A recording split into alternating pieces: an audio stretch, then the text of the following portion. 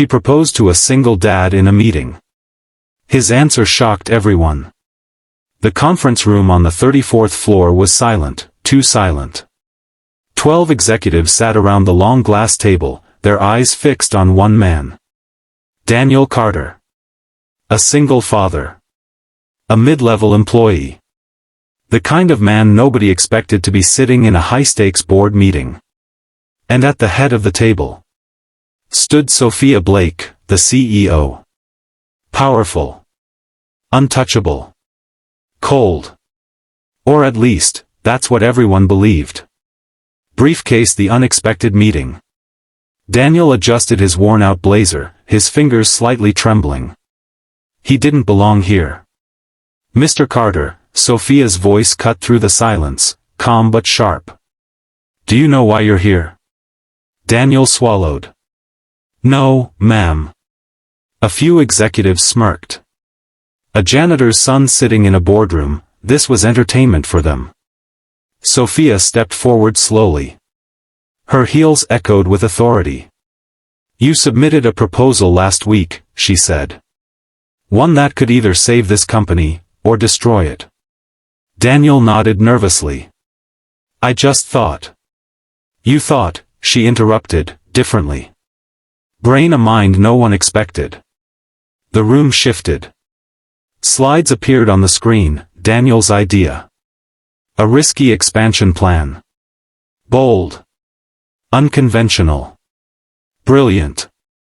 The same executives who laughed at him were now leaning forward. Listening. For the first time, respecting him. Sophia didn't take her eyes off him. Tell me, she said quietly. Why should I trust you? Daniel paused. Then, softly. Because I have nothing left to lose. That line hit the room like a storm. Broken heart, the hidden truth. What they didn't know was that Daniel's daughter, Lily, was sick. Very sick. Every decision he made wasn't about ambition. It was about survival. High voltage the moment everything changed. The presentation ended. Silence again. Then. Sophia walked around the table. Slowly. Deliberately. Until she stopped right in front of Daniel. Everyone held their breath. And then. She said something no one could have imagined. Ring, marry me. The room froze. Pens dropped. One executive literally choked. Daniel blinked. I'm sorry. Sophia didn't smile. I said, she repeated, louder this time. Marry me. Gasps filled the room. This company needs someone like you, she continued. And I need someone I can trust.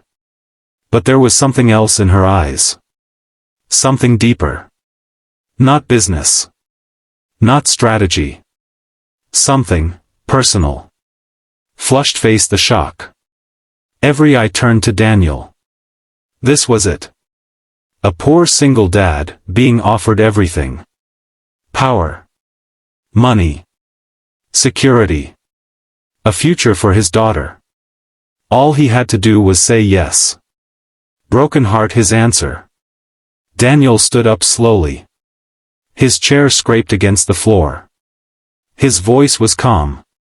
But it carried weight. I'm sorry, he said. I can't. The room exploded. What? Is he insane?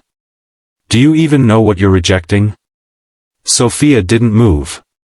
Her face remained unreadable. But her eyes. They flickered. Just for a second. Fire, the reason no one expected.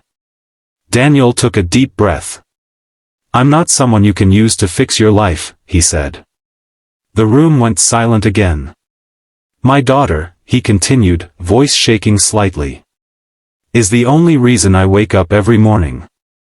He looked straight into Sophia's eyes. And I won't marry someone, unless it's real. That hit harder than anything else. Crying face, a crack in the ice queen. For the first time. Sophia Blake looked human. Her composure slipped. Just a little. You think this isn't real? She asked softly.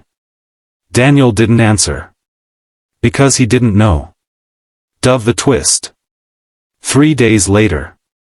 Daniel was called back. Not to the boardroom. But to a hospital. Confused, he rushed there. And froze. Sophia was sitting outside a hospital room. No makeup. No power suit. Just, a woman. Broken. My father, she said quietly, is dying. Daniel didn't speak. I built this company for him, she continued. And now, none of it matters. She looked at him. Tears in her eyes. You were the first person who didn't want anything from me. Revolving Heart's the real proposal. This time. There was no audience. No boardroom. No power. Just two broken people. I wasn't asking for a business deal, Sophia whispered. I was asking, for a chance. Daniel's heart tightened. For the first time. He saw her. Not as a CEO.